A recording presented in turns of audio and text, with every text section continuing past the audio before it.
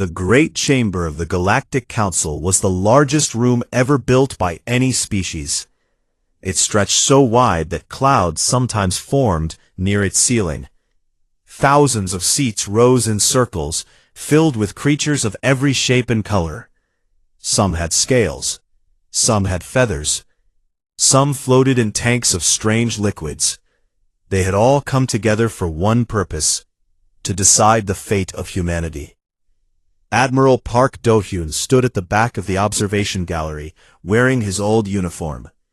He was 63 years old, with gray hair and a face that showed every hard year of his life.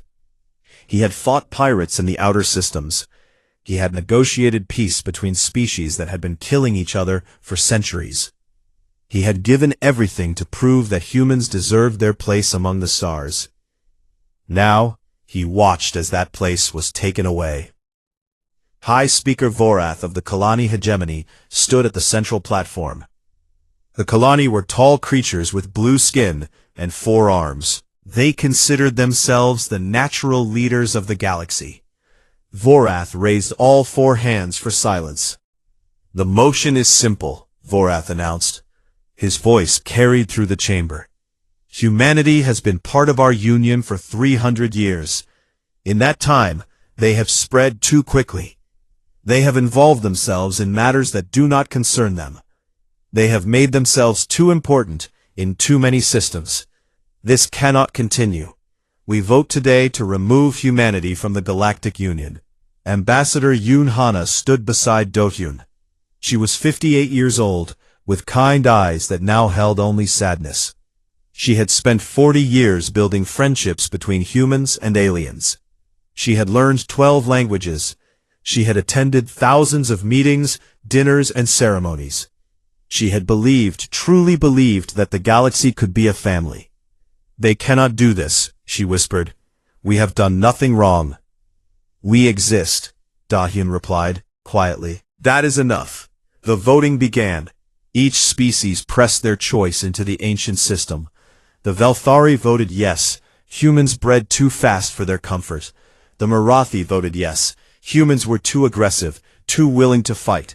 The Kalani voted yes, humans were unpredictable and dangerous. Species after species made their choice. Some looked ashamed. Most did not. Hana watched the numbers climb. She thought about the human doctors who had cured the Velthari plague. She thought about the human engineers who had built the Marathi irrigation systems. She thought about the human soldiers who had died protecting Kalani colonies from raiders. None of it mattered. The final count appeared on the great screen. 847 in favor, 12 against. Humanity was expelled from the Galactic Union. The chamber erupted in noise. Some species cheered, a few protested, most simply talked among themselves, already planning how to divide the resources that humans would leave behind. Hana felt tears on her face, but she did not wipe them away. Let them see, she thought. Let them remember that they made a woman cry. "What do we do now?" she asked. Do-hyun's face showed nothing. He had learned long ago to hide his feelings. Inside, his heart was breaking, but outside, he was still an admiral. He was still a leader. "We leave," he said. "We do not beg.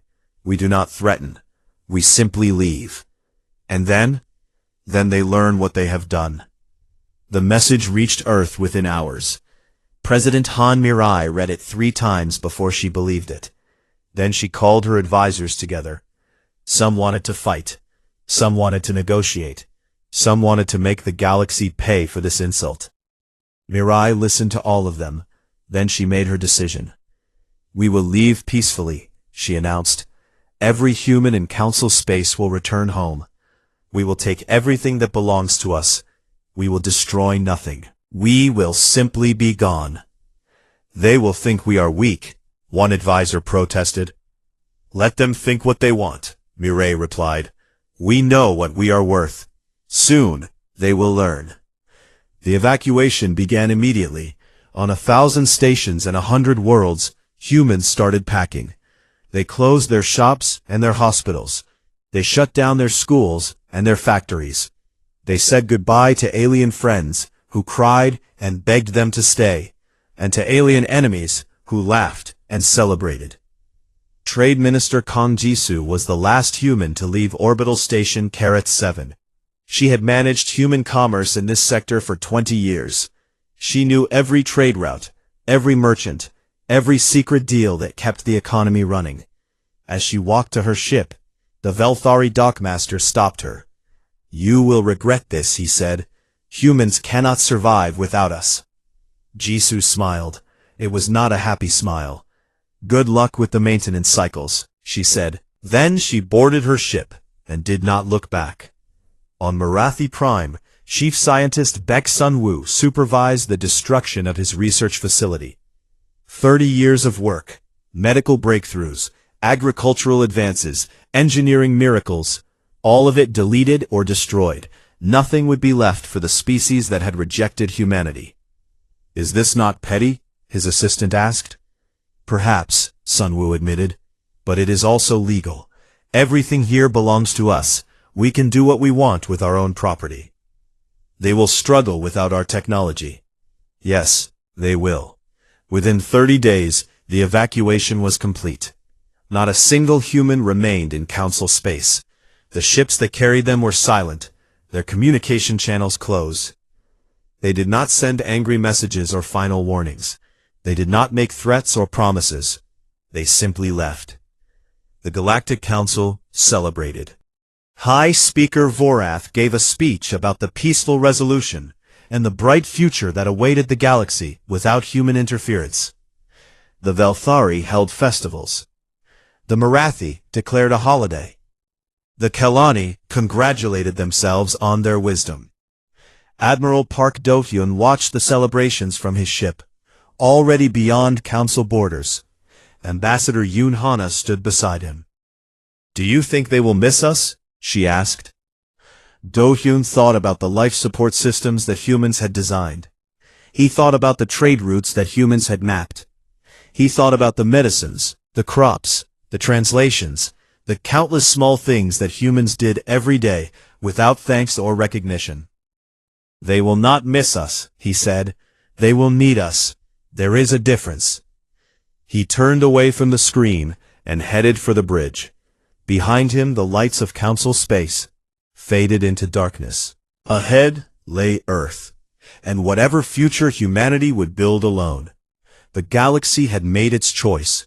Now it would live with the consequences. 6 months after the humans left, the first problems began. It started small. On Orbital Station 7, a water recycling unit stopped working.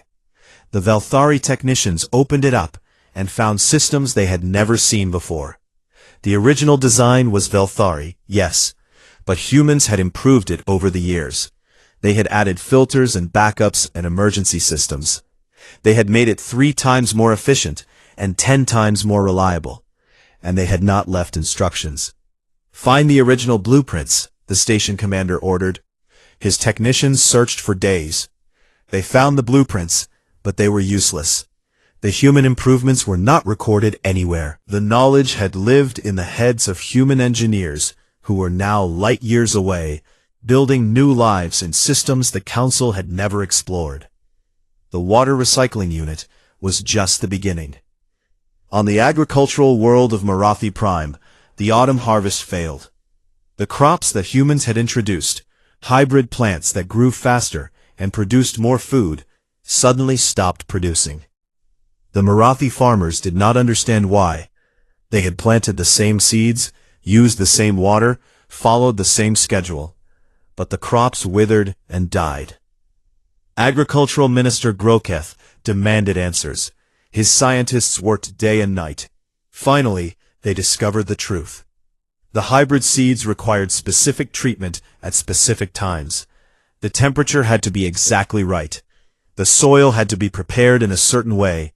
The water had to be mixed with nutrients in exact amounts. Human agronomists had done all this automatically, without thinking, because they had invented the process. They had never written it down, because they had never imagined they would need to. "Can we contact the humans?" Groketh asked desperately. Can we buy this information? His advisor shook his head. They are not responding to any communication. Their borders are closed. Their ships turn back anyone who approaches. The Marathi faced their first famine in 200 years. High Speaker Vorath received reports from across the galaxy. Every day brought new problems. Shipping lanes that humans had charted were suddenly dangerous. The navigation data had been stored in human computers that were now gone. Medical treatments that humans had developed were running out. The formulas were patented by human companies that no longer existed in Council space. Translation software that humans had refined began producing errors. The updates had stopped, and the programs were slowly breaking down. This is temporary, Vorath told the Council. We will adapt. We will learn. We will rebuild. But privately, he was afraid. Commander Shin Unji watched the chaos from a monitoring station hidden in a dead system. Earth had established dozens of these stations in places the Council had never bothered to explore. They watched everything, every failing system, every desperate message, every council meeting where aliens argued about whose fault this was. They are blaming each other, Lieutenant O. Taiwan reported. The Veltharis say the Marathi should have learned human farming techniques. The Marathi say the Kalani should have studied human engineering. The Kalani say everyone should have voted differently. Unji nodded. She had expected this. Humans had seen it before, in their own history. When things went wrong, people always looked for someone to blame. They rarely looked at themselves. Any requests for help? She asked. 17 so far. All unofficial. All desperate. And our response? Silence. As ordered. Unji felt a small, cold satisfaction. She did not enjoy watching others suffer, but she remembered the vote. She remembered the speeches about human aggression and human danger. She remembered the cheering when the result was announced. Let them learn, she thought. Let them understand. On Karat 7, the water recycling unit failed completely. The station went to emergency rationing. 300,000 Velthari had to survive on half their normal water supply. Children cried from thirst. The elderly suffered in the heat, as the cooling systems also began to fail. Systems that humans had improved decades ago. The station commander sent a secret message to Earth. He begged for help. He offered payment. Any amount, any price. He offered political support, trade agreements, anything humanity wanted. The message was received. It was read. It was filed. No response was sent. On Marathi Prime, the famine spread. The government tried to import food from other worlds, but the trade routes were confused without human navigators. Ships got lost. Deliveries were delayed. Food rotted in cargo holds while people starved in cities. Agricultural Minister Groketh resigned in shame. His replacement lasted 3 weeks before resigning as well. The third minister simply stopped coming to work. No one blamed him. The Kalani hegemony faced its own crisis. Their great military fleet, the most feared force in the galaxy, discovered that its targeting systems were failing. Human programmers had upgraded those systems generations ago. They had made them more accurate, more reliable, more deadly. They had also made them dependent on regular maintenance that only humans knew how to perform.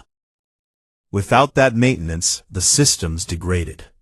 Ships that could once hit a target from 10,000 kilometers now missed by hundreds of meters. Fleet exercises became embarrassments. Admirals raged at their technicians, who could only shrug helplessly. We need human programmers, the fleet master told Vorath. We cannot contact them, Vorath replied. They do not respond. Then what do we do? Vorath had no answer. 1 year after the humans left, the Galactic Council held an emergency session. The Great Chamber was only half full. Many species could not afford to send representatives anymore. The mood was dark. We have made a mistake, one delegate said openly. We must admit this and ask the humans to return. Never, Vorath replied. We are the Galactic Council. We do not beg. Then we will die as the Galactic Council. The argument lasted for hours. In the end, nothing was decided. The Council could not agree on whether to apologize, how to apologize, or who should apologize. They could not even agree that anything was wrong.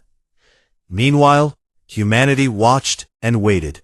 They built new stations and new systems. They planted crops on new worlds. They wrote new songs and told new stories. They did not forget what had been done to them, but they did not let it consume them either. Admiral Park Do-hyun, now retired, spent his days teaching young officers. Ambassador Yoon Hana wrote a book about her experiences, a book that every human child would eventually read. Trade Minister Kang Jisoo established new trade routes with species the Council had ignored for centuries.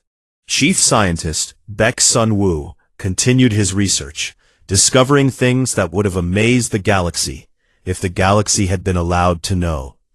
Humanity was not dying, humanity was growing, and the galaxy was learning, slowly and painfully, that some lessons cannot be taught with words.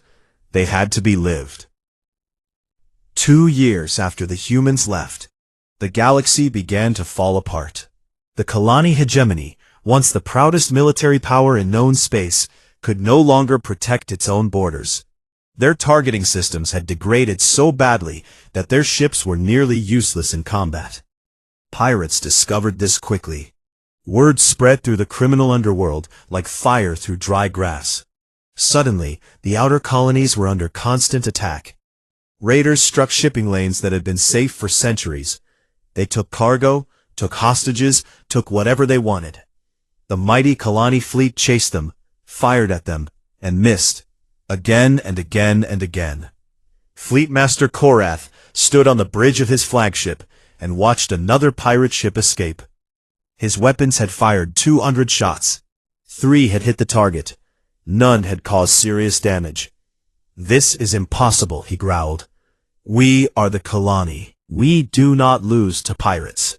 We are not losing to pirates, his tactical officer replied quietly.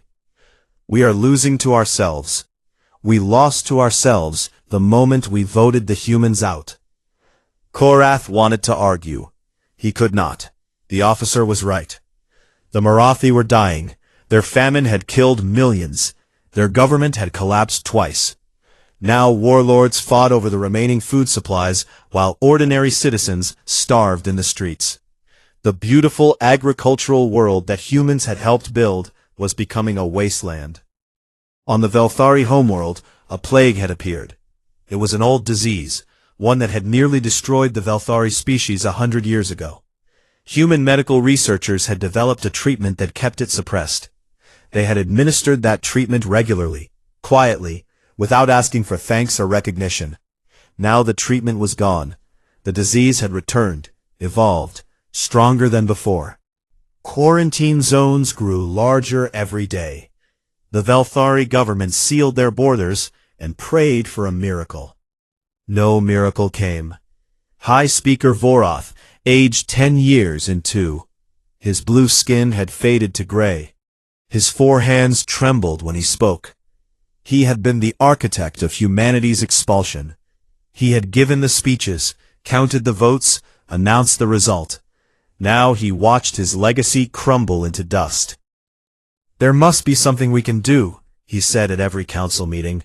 We are the oldest civilizations in the galaxy. We cannot be dependent on one young species. But they were. They always had been. They had simply refused to see it. Commander Shinunji received a new assignment, monitoring the collapse. Every day she reviewed reports from hidden stations throughout Council space. Every day the news grew worse. Systems failing, governments falling, species turning on each other.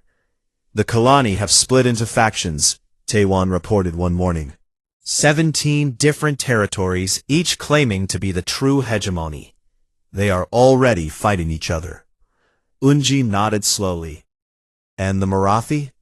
Civil war. At least 12 warlords control significant territory. The central government exists only on paper. The Velthari? Their plague has reached critical levels. They have lost contact with several major cities. Estimates suggest 30% of their population is infected. Unji closed her eyes. She had served with Velthari officers. She had eaten dinner with Marathi merchants. She had respected many Kalani commanders. They were not evil people. They were simply people, afraid, short-sighted, willing to blame others for their problems. Just like humans had been once. Just like humans could be again, if they forgot their history. Any contact from Earth? She asked. President Han Mirai has called a special session of the Assembly. They are debating our response. Let me guess. Some want to help, some want to let them burn. Exactly. On Earth, the debate had become bitter. The human assembly was divided into 3 factions. The first wanted to help immediately, to send ships, supplies, and experts to save the dying galaxy. The second wanted to remain isolated forever, to build a new civilization far from species that had rejected them. The third wanted revenge, to conquer the weakened council and make them pay for 300 years of insults. President Han Mirai listened to all sides. She was younger than most leaders, only 45 years old. She had been a child when the vote happened. She remembered her parents crying, her teachers trying to explain, her friends asking if they would have to leave their homes. Now she had to decide how humanity would respond. We cannot simply watch them die, argued Representative Cho Yuna of the Humanitarian Coalition. Whatever they did to us, the ordinary people, the children, the elderly, the innocent, they did not vote. They did not choose this. We have the power to help. We have the responsibility to help. They had the power to stop the vote, replied Representative Kwon Minho of the Isolation Party. They did not. Every species that expelled us made a choice. Now they must live with that choice. We owe them nothing. And what about justice? Demanded Representative Se Harin of the Restoration Front. They humiliated us. They threw us out like garbage. We should take what they denied us. We should make them kneel. Mirai raised her hand for silence. I have listened to all of you, she said. You all speak truth. We could help them, we could ignore them, we could conquer them. But I ask you to consider, what kind of species do we want to be? The chamber fell silent. 300 years ago, we came to the stars hoping to find friends. We found fear instead. They feared our numbers, our adaptability, our potential. They feared what we might become, and so they pushed us away before we could become anything at all. She paused, looking at each representative in turn. Now we have a choice. We can prove their fears were right. We can become the conquerors, the avengers, the monsters they imagined. Or we can prove their fears were wrong. We can show them what humanity truly is. And what is that? Someone asked. Mirai smiled, but her eyes were sad. The ones who help even when it hurts. The ones who forgive even when it costs us. The ones who choose the harder path because it is right, not because it is easy. The debate continued for 3 more months. In the end, the assembly reached a compromise. Humanity would not invade. Humanity would not ignore. Humanity would wait, and when the council finally asked for help, humanity would answer. But the answer would have conditions. The galaxy had expelled humans as inferiors. If humans returned, they would return as equals. Nothing less would be acceptable. Commander Shin Unji received the new orders with a mixture of relief and worry. Relief, because humanity had chosen mercy. Worry, because mercy in this galaxy was often mistaken for weakness. She looked at the reports on her desk, the failing systems, the dying worlds, the crumbling empires, and wondered if there would be anything left to save. By the 5th year, the Galactic Union existed only in name. The Great Council Chamber, once filled with thousands of representatives, now held barely 200. Many species could not afford to send delegates. Others had collapsed into chaos and had no government left to represent. The clouds that once formed near the ceiling were gone. The environmental systems that created them had failed, and no one knew how to repair them. High Speaker Vorath sat alone in his quarters, staring at a blank wall. He was old now, older than any Kalani leader in recent memory. His advisors begged him to rest. His doctors warned him that stress was killing him. He ignored them all. Every night, he wrote messages to Earth. Every night he deleted them without sending. What could he say? How could he apologize for destroying everything? Finally, on a cold morning when the heating systems had failed again, he wrote a message and sent it before he could change his mind. To the leaders of humanity, he wrote, I am Vorath. I was High Speaker when your people were expelled. I gave the speeches. I counted the votes. I announced the result. I celebrated your departure. I was wrong. We were all wrong. We feared your potential because we did not understand it. We saw your differences as threats because we were too proud to see them as gifts. We thought we were protecting ourselves. We were destroying ourselves. I do not ask for forgiveness. I do not deserve it. I only ask that you know the truth. We condemned ourselves the moment we condemned you. Whatever happens now, that is the legacy I leave behind. The leader who killed his own people by pushing away the only friends they had. The message traveled across empty space, through abandoned relay stations, past dead colonies, until it reached Earth. President Han Mireille read it in the new Human Assembly Hall on Mars. The building was beautiful, white stone and clear glass, filled with light and life. Around her sat the representatives of 12 billion humans who had built a new civilization in the forgotten corners of the galaxy. He admits it, she said quietly. Vorath admits they were wrong. Admiral Park Do-hyun, now 87 years old, sat in the visitor gallery. His uniform was covered with medals that meant nothing to him. His eyes were tired, but still sharp. Words are easy, he said. Actions are hard. What does he offer besides an apology?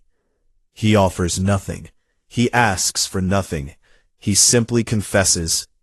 Ambassador Yun Hana, 90 years old and using a walking frame, made her way to the speaker's platform. Her voice was weak, but the chamber fell silent to hear her. I remember the vote, she said. I remember watching our friends turn against us. I remember the journey home, surrounded by families who had lost everything.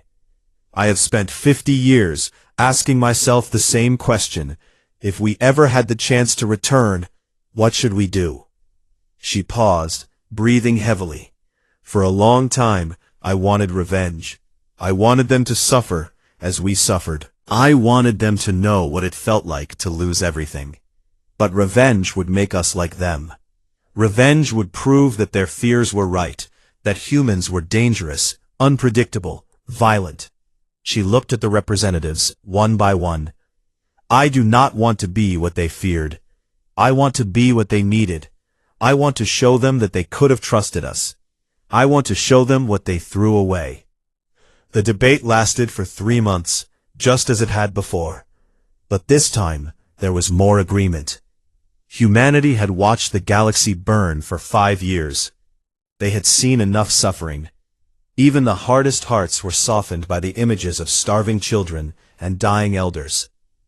In the end, the Assembly voted to return, but not as members of the Council, not as subordinates or servants.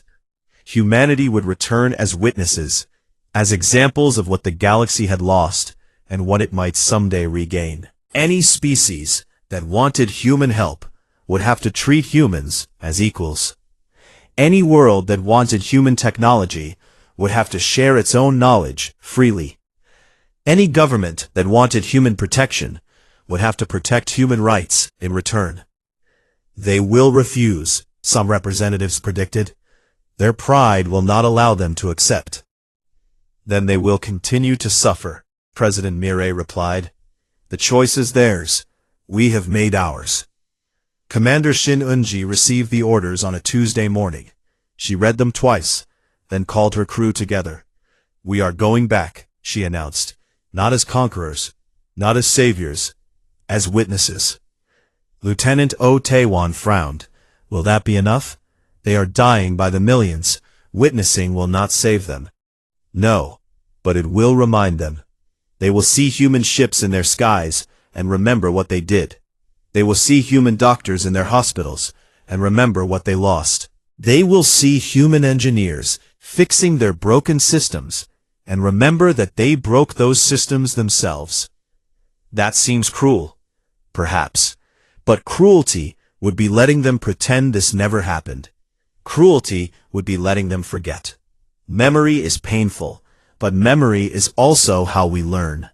The first human ships entered Council space 1 month later. They were not warships, they were hospital vessels, filled with doctors and medicine and hope. They did not demand landing rights, they asked permission. They did not threaten retaliation, they offered help. The Velthari were the first to accept. Their plague had killed 40% of their population. Their government had collapsed 3 times. They had nothing left to lose. Human medical teams landed on the Velthari homeworld and went to work immediately. They treated the sick. They trained local doctors. They shared everything they knew, holding nothing back. Within 6 months, the plague was under control. Within a year, it was nearly eliminated. The Marathi were next. Human agronomists returned to their ruined farms and began teaching new techniques. Techniques that did not depend on hybrid seeds or secret knowledge. The harvests improved. The famines ended. Hope returned to a world that had forgotten what hope felt like. The Kalani took longer to accept help.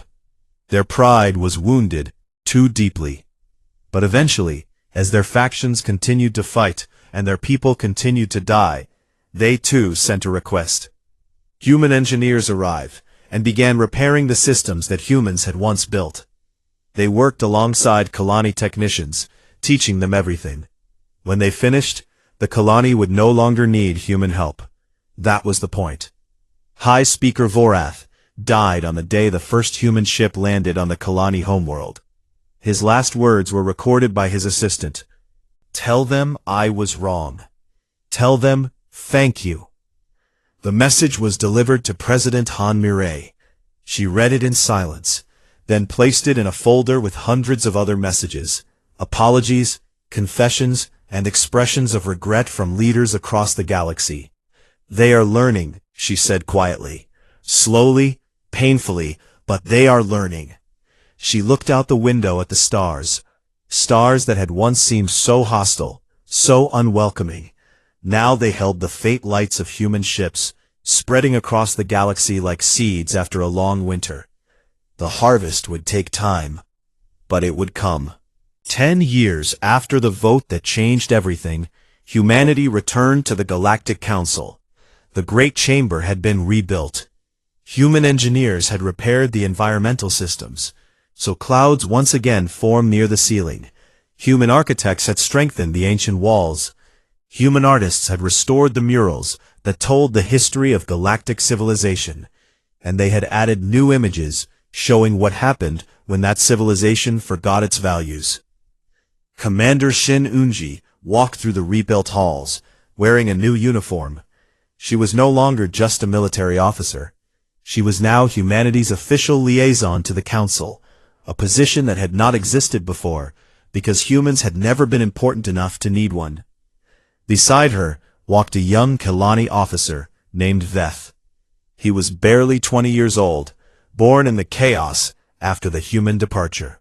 He had grown up hearing stories about the golden age before the vote, when the galaxy worked and life was easy. He had also heard stories about the terrible years that followed, the famines, the plagues, the wars. He knew which period his people preferred. May I ask you something? Veth said hesitantly. Inji nodded. Of course. Why did you come back, after everything we did to you? Inji considered the question carefully. She had been asked it many times, by many species. Each time, she tried to give an honest answer. Each time, she was not sure she succeeded. "Do you know what spite is?" she asked. "Wanting others to suffer because they hurt you." Yes, spite is easy. When someone hurts you, spite is the natural response. You want to hurt them back. You want them to feel what you felt. There is a satisfaction in that, a dark kind of pleasure. She paused at a window overlooking the rebuilt station. Human and alien ships docked side by side, loading cargo, exchanging passengers. It looked peaceful. It looked normal. 10 years ago, it had looked like hell. "We could have been spiteful," she continued. "We could have watched you suffer and done nothing. We could have invaded when you were weak and taken everything we wanted. We could have made you pay for every insult, every vote, every celebration of our departure. But you did not. No, because spite is easy, but survival is hard. Building is harder than destroying. Healing is harder than hurting. Forgiving is harder than hating. And we have always chosen the harder path." Veth was silent for a long moment. Then he asked, "Do you regret it, choosing the harder path?" Unji thought about the question. She thought about the 5 years of exile, watching the galaxy burn from a distance. She thought about the arguments in the human assembly, the debates that lasted for months, the compromises that satisfied no one. She thought about the friends she had lost and the enemies she had forgiven. "No," she said finally, "I do not regret it, but I remember it, and I hope you will remember it too." That evening, President Han Mirai addressed the new Galactic Council. The chamber was full again, not as full as before, because many species had been reduced by war and plague, but full enough. The representatives watched in silence as the human leader took the central platform. Mirai was 60 years old now. She had gray in her hair and lines on her face. She had led humanity through its greatest crisis and its greatest triumph. She had watched her people suffer and rise, fall and rebuild. She knew what they had lost. She also knew what they had gained. 10 years ago, she began, you voted to expel humanity from the Galactic Union. The vote was 847 to 12. We were told that we bred too quickly, that we were too aggressive, that we were unpredictable and dangerous. We were told that we were a threat to galactic civilization. She paused, letting the words sink in. We could have argued. We could have fought. We could have begged for mercy. Instead, we left. We took everything that was ours, and we disappeared into the darkness beyond your borders. We watched as your systems failed, your governments fell, your people died. We watched and we waited. The chamber was completely silent. Many representatives could not meet her eyes. Now we have returned. Not as conquerors. We have no interest in ruling species that cannot rule themselves. Not as saviors. We cannot save those who refuse to be saved. We have returned as neighbors, and neighbors remember. She stepped forward, her voice growing stronger. We remember the vote. We remember the celebrations when we left. We remember the silence when we asked for help. We remember the years of suffering that followed. Not our suffering, but yours. We remember everything. But we also remember something else.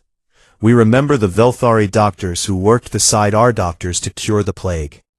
We remember the Marathi farmers who learned our techniques and fed their starving children. We remember the Kalani engineers who rebuilt their systems and their pride together.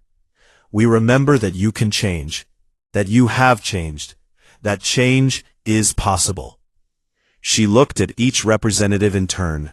You asked if humanity would return. We have. You asked if we would forgive. We are trying. But understand this, we do not return as your servants or your saviors. We return as your equals.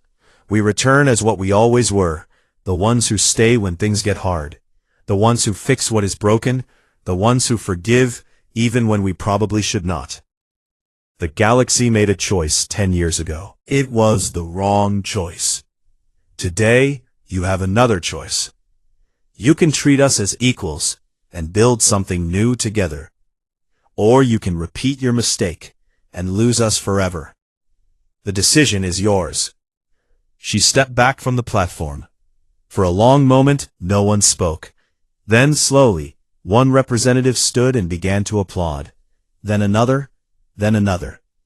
Within minutes, the entire chamber was on its feet, applauding the human president who had every reason to hate them and had chosen not to. Admiral Park Do-hyun watched from the visitor gallery. He was 92 years old now, the last of the original leaders who had guided humanity through the crisis. His eyes were wet, but he was smiling. Ambassador Yoon Hana sat beside him in a wheelchair. She was 95, too weak to stand but too stubborn to stay home.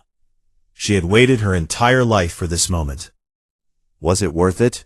Do-hyun asked her quietly. "All the pain, all the waiting?"